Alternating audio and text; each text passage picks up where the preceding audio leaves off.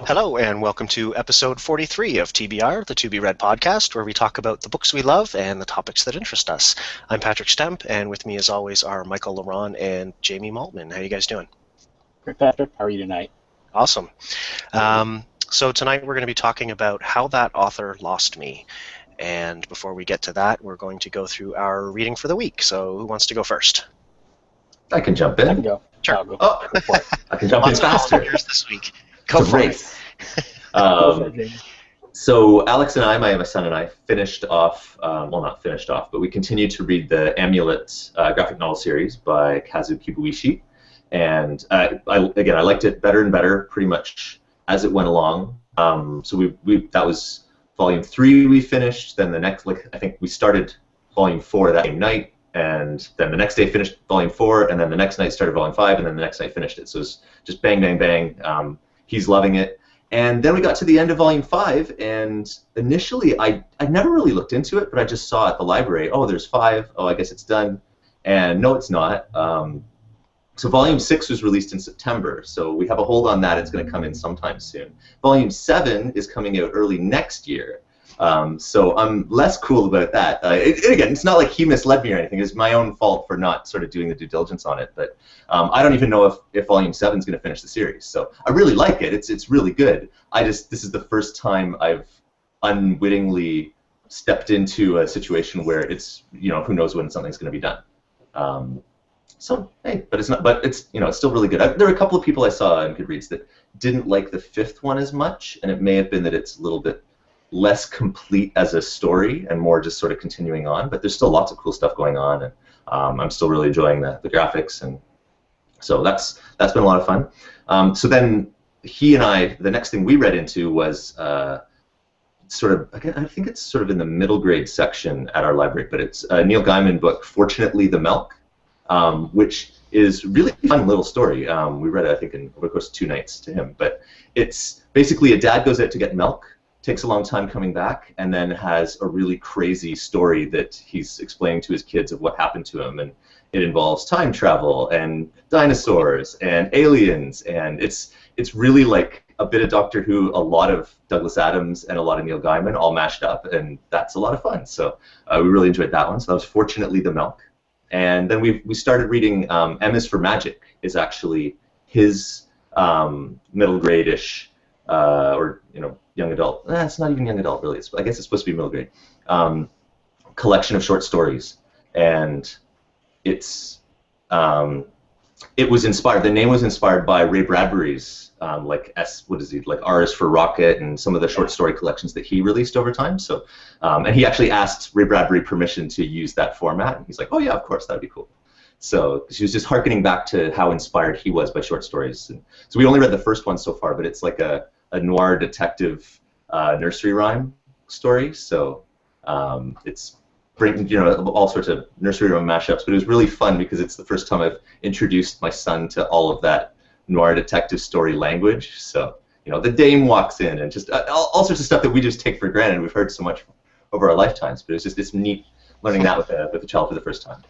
And then the other one is I've been continuing to read the indie fantasy novel by Robin Lithgow, As the Crow Flies. So I'll probably talk more about that one next week because I should be finished it. I'm about 47% done. So that's my week in reading. Cool. How about you, Michael? Yeah, I got through a lot of books this past week, but I kind of finished up my tour in Chick Lit, and I read a book called The Year of Living Famously by Laura Caldwell, and that is about a fashion designer. It's a contemporary Chick Lit. Fashion designer ends up falling in love with a celebrity, ends up marrying him, and the paparazzi and just the glitz and glamour of the celebrity life just gets to them. So he's like an up-and-coming actor when she meets him, and he's not a really big deal, but then he gets his movie and wins an Oscar, and the book is really about how their life just changes rapidly after all that. And it was really, I enjoyed it quite a bit. I enjoyed the romance. I enjoyed the heroine and the male lead, and yeah, that was really good. I would recommend that one if you guys are looking for a light, fast romance read.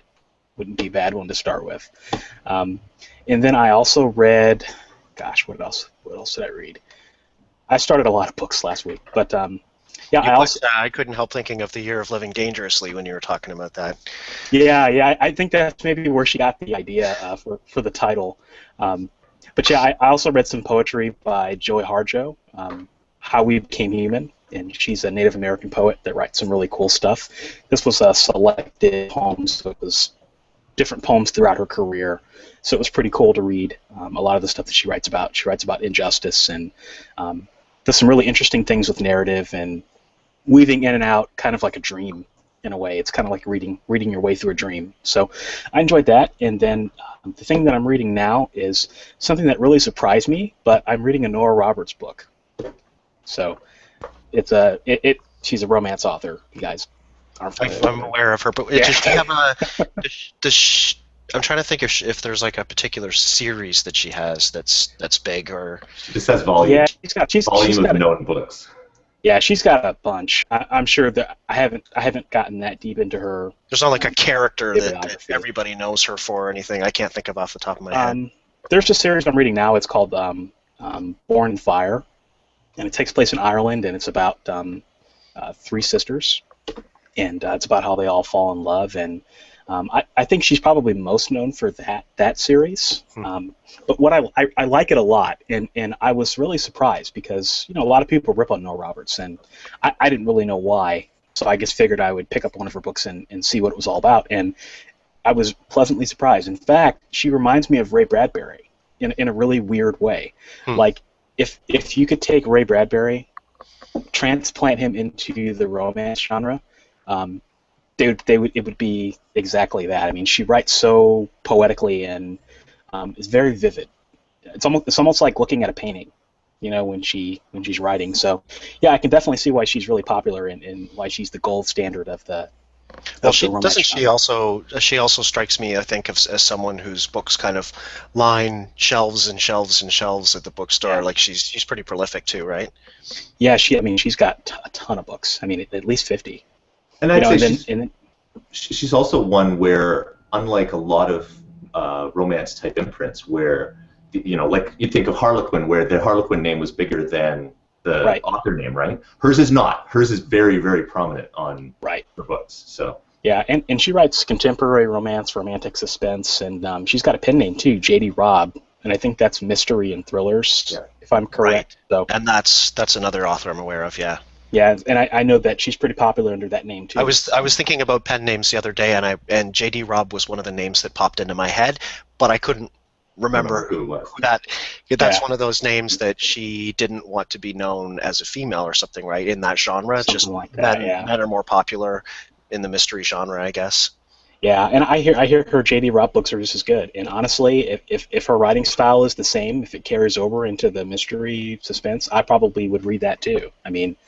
Yeah, if you guys ever come across a Nora Roberts book, pick one up. I mean, I think you might be surprised. Cool. So that's been my week. How about you, Patrick? Well, I got through and focused on my reread of Good Omens by Neil Gaiman and Terry Pratchett, and I've lost count the number of times that I've read this book, but it was my first time reading it digitally because my paperback was kind of just ratty and I can't pry it out of my girlfriend's hands. So it's one of those books that I find, a couple years go by and you really just kind of lose track of a lot of the really funny and amazing things that happen in it, right? There's just a lot going on in that story, and you remember the broad strokes, but you kind of over time forget just how good it really is, I guess. And Michael, you just reread it a couple months ago, right? I haven't read it, but I actually bought it last week. So I thought you on my list. What was it you just read? I read American Gods. American Gods. Okay, I thought. Oh, so anyway, and Jamie, have you read? No, I haven't. It's one I want to pick up and read. So it's so good. It's just a fantastic, funny, great book. I kind of would like to see who has done the audiobook version of it and check that out. I'm really enjoying the audiobook of The Hitchhiker's Guide to the Galaxy, read by Stephen Fry. That's been just fantastic. About halfway through that, I think. And so, I'd be curious just to see who narrated Good Omens and maybe give that a listen to. trying to get into listening to these audiobooks, getting used to it. And that was it. So that was, I did a lot of reading, but that was the only thing that I actually finished. So I'll save everything else for next week. So with that, I guess we can move into our topic, and that is how that author lost me. So who wants to go first this time? Oh, Michael? Yeah, I'll do it this time since I was deprived of my ability to go first last time.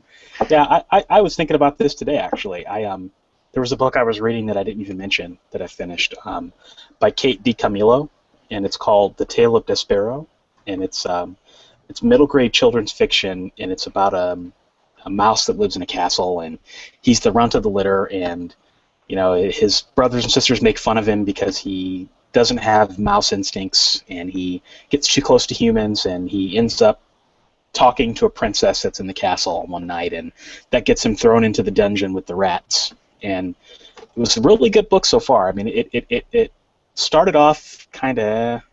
She wrote Flora and Ulysses, which is one of my top books that I read last year that was on my list. So I wanted to read something else by her just to compare it. And sorry to interrupt, Michael, but was the Tale of Despereaux made into a movie? Yeah, I've seen the movie. It might have been. Yeah, I haven't seen the movie. The book starts off okay. The reading style or the writing style is really like Dear Reader, Charles Dickens sort of. Like very, very talking down to you almost. Because it's for middle grade. It's a middle grade book. And it starts off okay, and then it gets really interesting once he gets thrown into the dungeon. And then after that, it just sucked. Like, there's... No, I'm serious. It was horrible. Like, she introduces this character about a third of the way through, and it's this girl called Miggery Sow. And probably the most repulsive, worst character I've ever seen in a book. Like, the moment she graced the page, I just had to put it down. I skipped to the end of the book because she was that bad. Just out of curiosity, so how does he end up in prison? He ends up in prison because he ends up talking to the king and the princess. Now, and yeah, does he escape from prison and then exact revenge on the people who?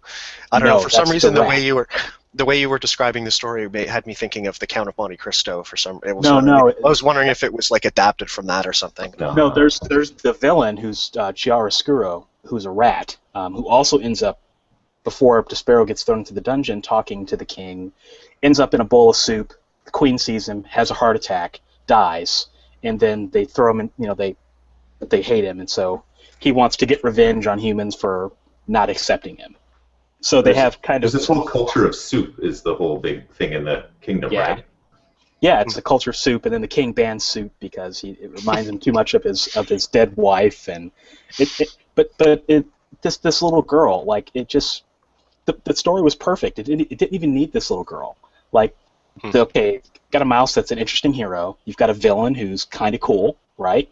And then you've got this little peasant girl that just ends up in the castle and bumps around and ends up knocking pots and pans over trying to kill a mouse, and it just... I don't know. It just reminded me of bad television, I think, and I just didn't care to. She just lost me at that character. I've never had that sort of reaction to a character before. Now, you've already given up on this book? No, I stuck through it. I skimmed it really quickly. That's what I was curious to know, if you kind of skipped the parts that she was in and got to the end of the story. Yeah, I did. So does she end up having a reason for being there? Wasn't there a twist with her, or am I thinking of something else? There might have been. I just anything that had her name in it, I just couldn't do it, man. Annoying characters. It was really bad. I've seen some really annoying characters before, but that took the cake. And so that's how she lost me, and her other books had awesome characters. But so she lost you in that book, but has she lost you as an author? Absolutely. He loved her other stuff. Right. That's why I'm wondering. I loved her other stuff, and the reason I love Flora and Ulysses is because I think that's more young adult. So the writing is more sophisticated. It's got deeper characterization. This is really for kids. 6, 7-year-old. I mean, I think the little girl in it is 7 years old. So I think that's probably the target audience. Most times if you see a kid, their age is usually, the book's target audience. So I think it's just a difference of her crossing a genre, and maybe it didn't work out. I mean, not every author hits it every time, right? Yeah. So one of mine, we were talking about just before the show a little bit, was Jack White and his Camel Odd series. So he kind of lost me there. I love the early books in this series, and I love Jack White as an author. His newer series, that the third book just came out, where he's been writing about William Wallace. The first two books are great. I haven't actually read the third one yet because it's his books tend to be pretty epic, so I have to be prepared to spend the time. This is a pretty normal volume for him. Yeah, and that's that book there, Clothar the Frank. I believe I started reading it, and that's where he lost me, because he got away from the main sort of storyline that we've been following with Arthur and Merlin and Uther and all of that, and he also kind of got away from the main storyline. So I would say that what pulled me, or where he lost me, was that it was a series that kind of went on for longer than it needed to. It starts off, and Jamie, you've read the first four or five, like somewhere like Eagle's Brood or something. I can't remember the names of all of them. I was just going to look it up. And it's confusing. So the first one is the Sky Stone. And then it got a little confusing too, because they would release like two of the books in one volume and call it something different.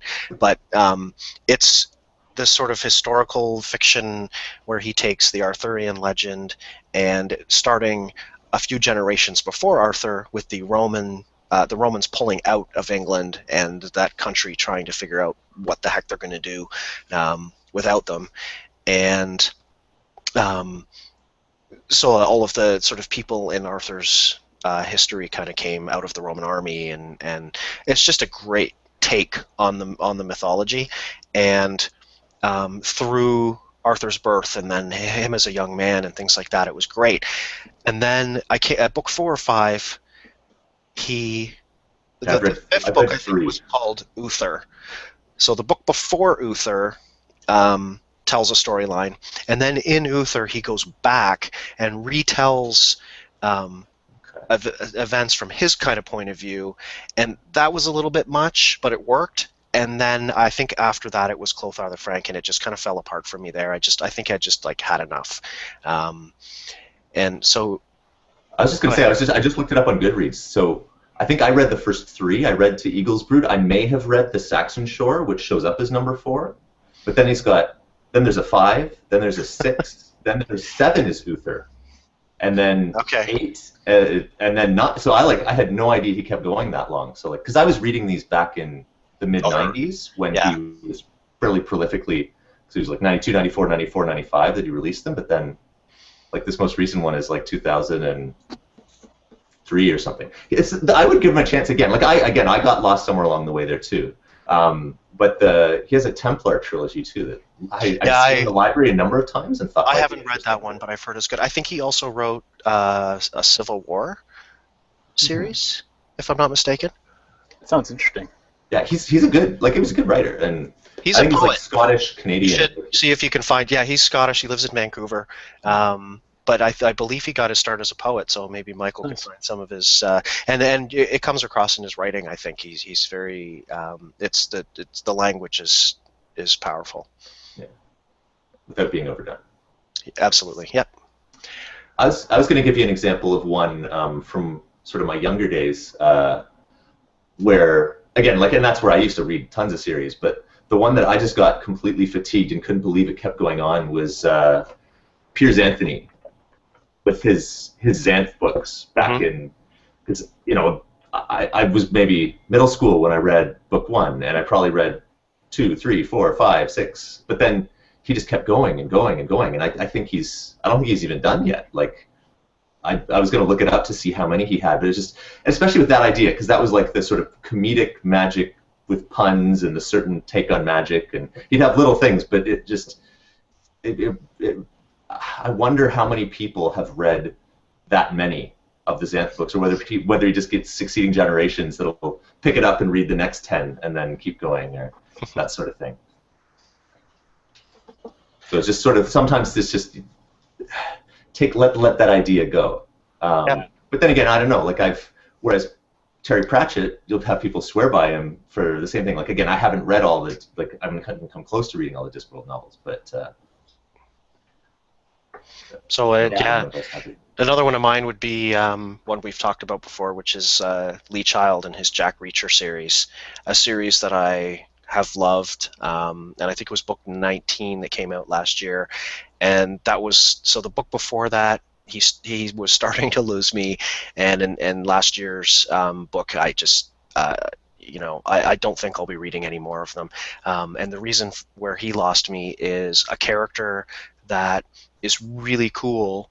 He's tough and he's ex-military police traveling typically around the U.S., kind of homeless, just kind of wandering, seeing the sights, always getting sucked into these really terrible but cool situations and helping people. But he's also a character that hasn't changed since the first book. Always does the right thing, and that's kind of cool if the story is interesting enough to carry the character along. But after 19 books, I kind of want something to happen. It's kind of like James Bond. He's the same character throughout. Nothing happens to him. He always wins. Yep. Yeah. And so you can't even, you don't even have the opportunity really in these books. It's not like they can hire a new actor and make it more gritty versus the Roger Moore James Bond, right? Like, although he could, but I don't think he will. I think I've said before, I would absolutely love to see him thrown into kind of a fish out of water situation, maybe, where I would absolutely love to see Jack Reacher thrown into prison for a book. Just to see how he would, because typically his books, he's traveling around a lot and he's free to move, and I'd like to see him in more kind of like a confined space and maybe forced into behaving in a way that maybe isn't always doing the right thing. That would be interesting. That would get me back. I just looked it up for Xanth. 39 books written from 1977 to 2014 so far, and another 2 showing up on the Wikipedia pages next. So, and that's just one series, right? Just in that one series, he's written books insane. Basically my whole life. Like, that's nuts. See, that just takes it too far, I think. Yeah. I think at one point you just got to end it. Yeah. Whereas his other series, like his Incarnations of Immortality series, I really loved, and that ended. And his Robot Adept series, I like that a lot too, and that ended. So. But if people are buying the books, and that's I can say what I want about the Jack Reacher books, but people are buying them, and I think he has said, I know that Lee Child has said, why would I ever write something else? People keep buying this, right? Yeah. Yeah. Well, when you make your reputation on a series like that, that's the reason Nora Roberts wrote as J.D. Robb, is because people only knew her as a romance author. So I think when you start early and you have that series that knocks it out of the park, I think it's hard. It's kind of like those Hollywood actors that, this guy's only known for playing Martin Luther King, so he has to play these, religious inspirational roles, or I don't know, like a TV character. They're always going to be known like. They're always going to be known as that character on TV, and I'm just completely drawing blanks on TV characters. But you guys know what I mean. Yeah, and you think, but a lot of them can move away from that if they're any good. I think of back in the day, Woody Harrelson when he was on Cheers. I would never have thought that he would break out of that role, but then he went and did what the heck was that movie? Where there were serial killers. I know what you're talking about. With Juliette Lewis. I can't remember. I'm sure somebody will. I know. We all know. Yeah. Yeah. We don't know the movie, but we know you. Yeah. That's gonna bug me now. I may have to look it up while one of you is talking. So. Yeah. Another one. I think it's hard. Yeah.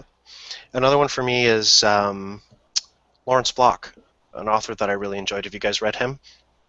I've read some of his nonfiction. I haven't read his fiction. Okay. His sort of primary series is around a character named Matthew Scudder. I believe it's Matthew, but the Scudder novels. He's an ex-cop. He was off duty one night and tried to stop a crime from happening, and accidentally feels like he's responsible for the death of this little girl, and so he kind of quit the force. And so anyway, he's kind of a for hire detective. Help people and he's an alcoholic. And at the beginning of the series, that's just a part of who he is as a character, and it makes it interesting. Later on in the series, it becomes what the books are about, and the mystery becomes secondary. And so the last book I read in that series felt like it was a series of AA meetings and how they work and what they talk about, and he just happened to be working on the mystery at the same time.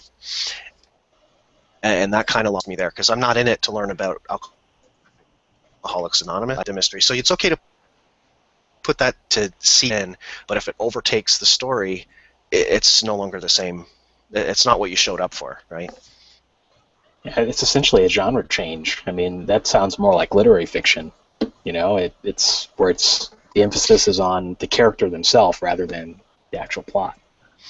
I guess and yeah.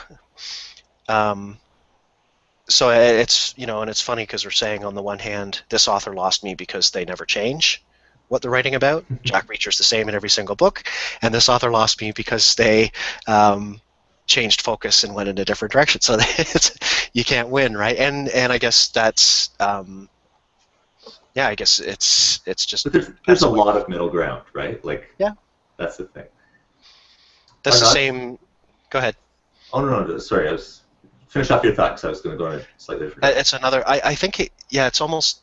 It may also be because we're writers and we want to read a lot of different things in a lot of different genres from a lot of different authors, and so the Tim Dorsey's Sir J. Storms books, they're hilarious and I love them, but it's the same story every single time.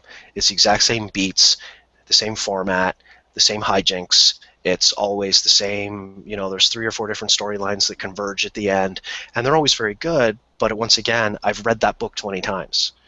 Yeah. It had different title every time, but, so I mean, and these are all authors that I would highly recommend if you've never read them before. Read a bunch of the Tim Dorseys. They're hilarious. The early Matthew Scudder books, the Lawrence Block books are great. The early Jack Whites. I mean, these are all great authors. It's just somewhere along the way I stopped reading them.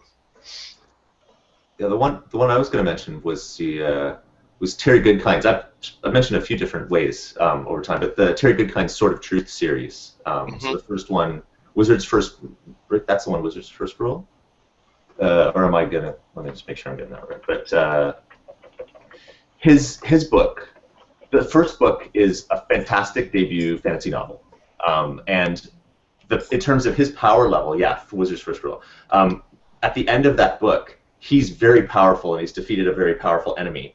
And then I've seen fantasy panels talk about how he screwed himself over by going too far with how powerful considering he wanted to keep going with the series, because now what are you going to do? You either have to make an even more powerful enemy so that he can continue to grow and develop, because he wasn't going to, the plan wasn't to make him be, the James Bond that's going to be the same and not going to grow. He definitely grew, and the expectation is there that he's going to continue to grow through the series. So can you imagine if Harry Potter killed Voldemort in the first book? Right, it's that kind of thing. And so he's had to continue to do one of two things every single book: either make an even more powerful thing, or have a bunch of stuff that brings down the hero or the pair, because there's really a couple. And then there's a really cool couple dynamic with that too, where they're both powerful independently and then together, and then there's also all the stuff he does with the romance side, where he keeps messing with the romance side and pushing their wedding off and that kind of stuff. But I don't think that's unusual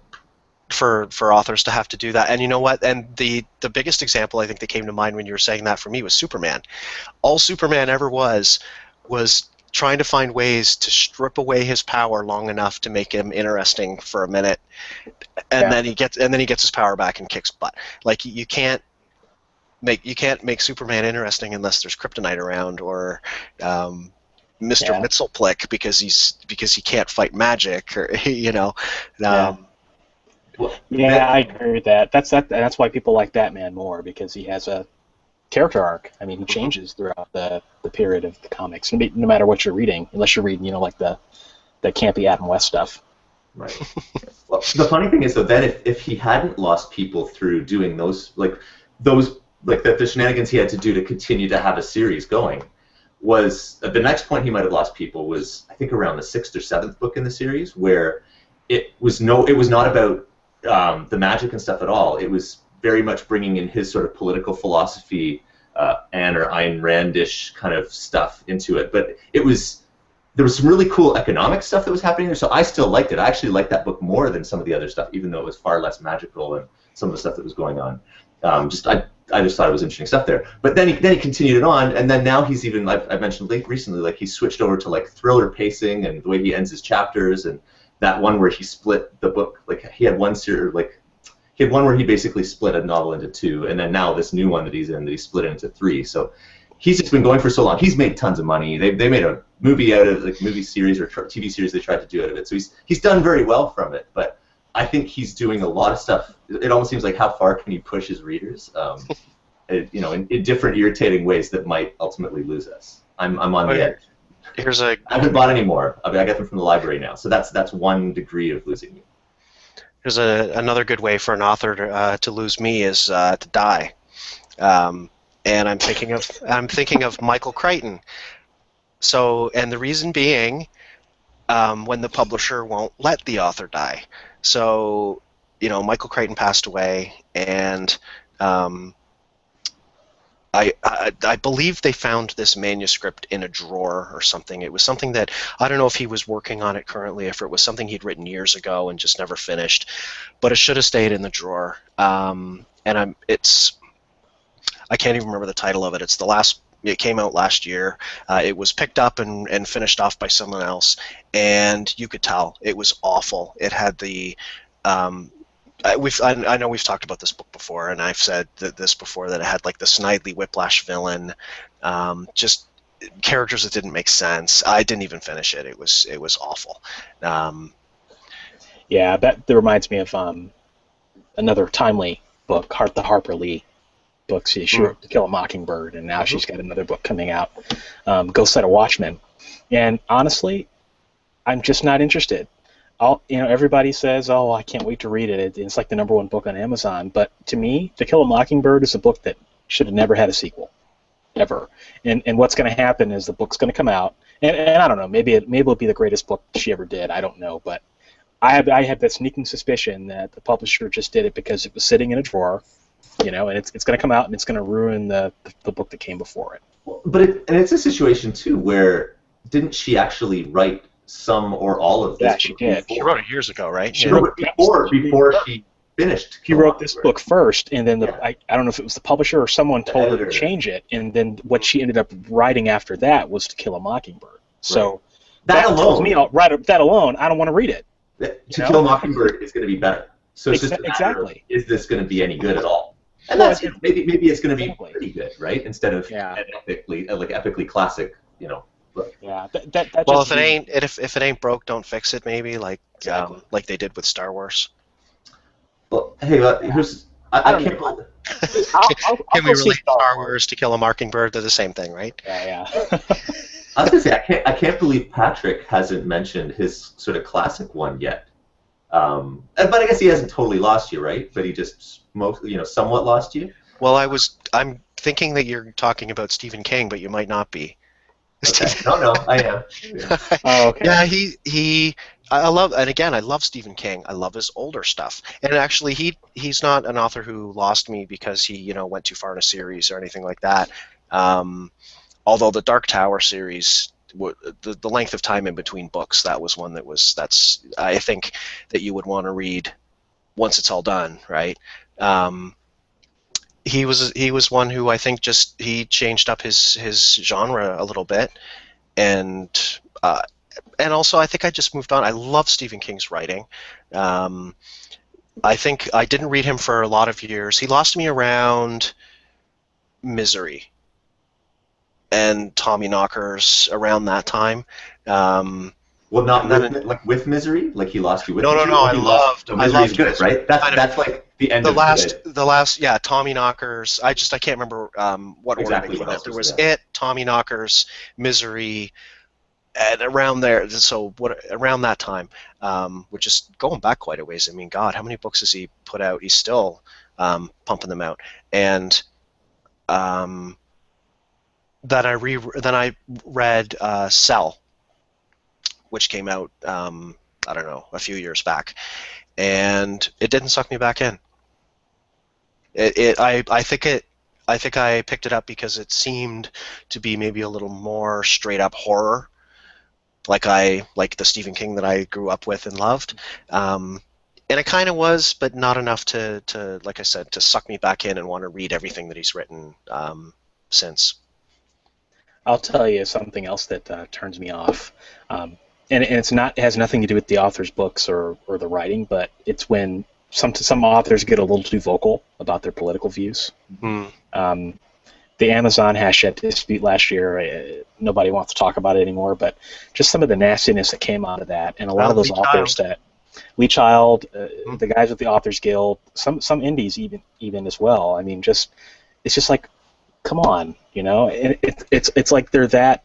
I mean, some of those folks are pretty rabid. You know, they were super anti-indie, super anti-Amazon, and it's like, well, I don't know if I want to read your books now because you just made a ASS out of yourself in the national public scene, you know. The viciousness with which they are attacking fellow authors, really. That's what bothered you better, right? Like, that's just cold, you know. Yeah. And it's like, well, how can I support somebody that does that? And that's so wrong of me to say that, because you know, you want to judge an author based on their books, you know. But if the author's a dick, I don't know.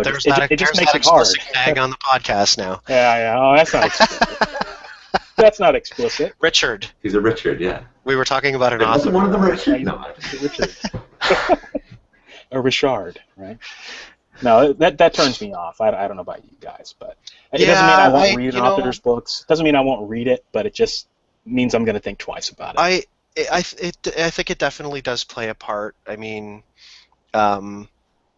and honestly, that's one of the reasons that I try to stay away from some of the stuff. I mean, it was impossible for us not to hear all that because everybody was talking about it. But it's the same reason that, you know, I try to avoid hearing about how Tom Cruise is Tom Cruise crazy. I don't care, honestly. And some of it you can't help but hear, but I don't, you know, so I don't want to go into a movie thinking about his most recent divorce. I want to see him blow stuff up. So the same kind of thing with the book. Yeah, you want to be reading the book, not thinking about what an idiot this guy was on Twitter last week or whatever. Yeah, that's why I try not to read introductions or conclusions or author's notes or any of that until after I've finished a book. You know, because I don't know, I feel like I want to judge a book based on its merits and not what the author has to say or how the author, you know, holds himself out, his or herself out in public. Well, the less you know, right? I mean, definitely Exactly. The things that I've learned as the years go by about Orson Scott Card, they do lessen my enjoyment of Good Omens for sure. Or not Good Omens, Ender's Game. Like, what? because Ender's Game has always been one of those books like Good Omens that I would read year after year, pick it up. I love it.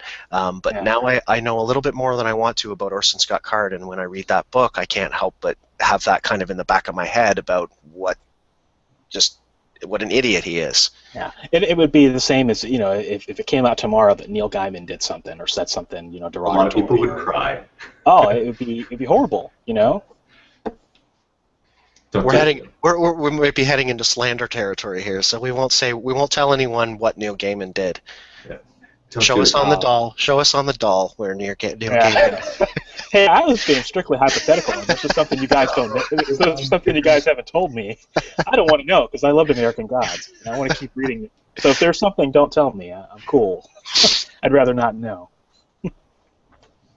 Anyway, so we're heading up to 45 minutes here, and losing the plot a little maybe. So, any other sort of final thoughts on authors?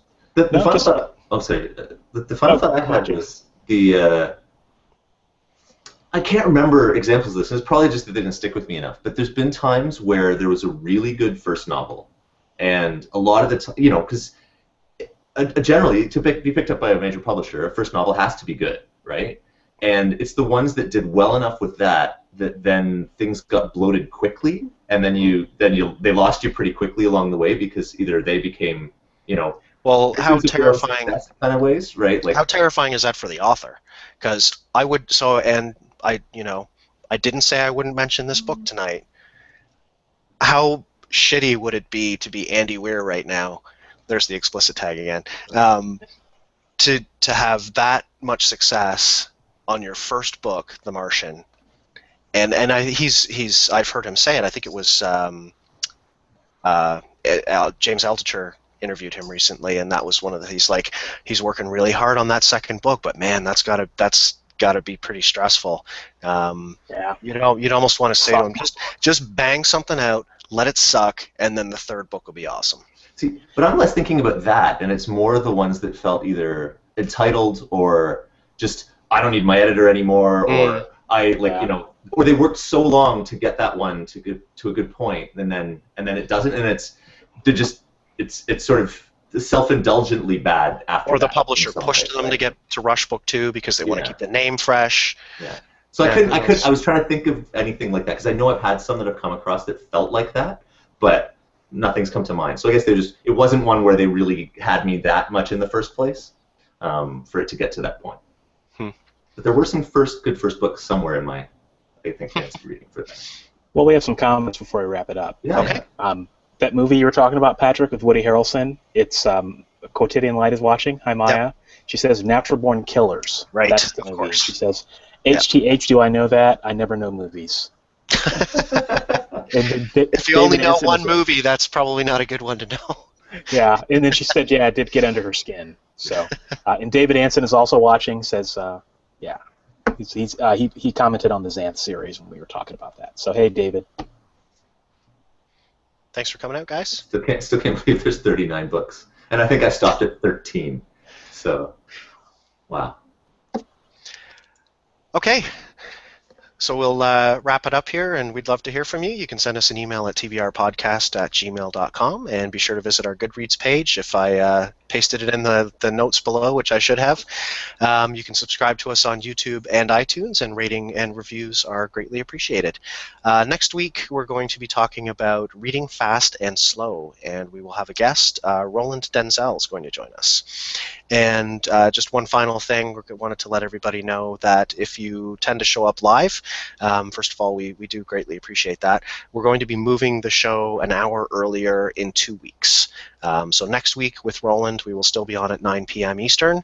The week after that, we're going to kind of move it up to 8 p.m. Eastern so we can get to bed early, so we can get up early in the morning and get to work.